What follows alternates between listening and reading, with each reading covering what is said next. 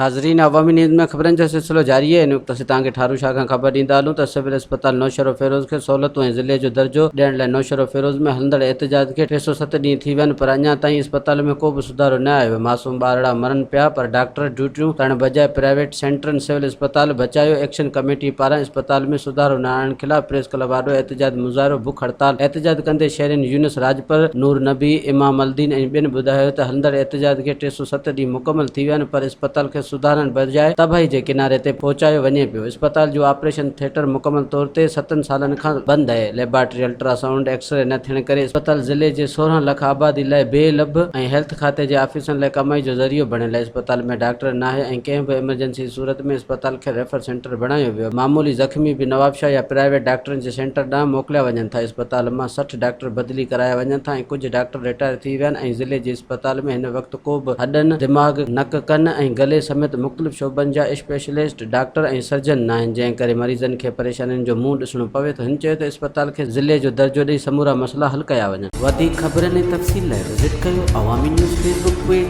YouTube page ऐं अवामी news website.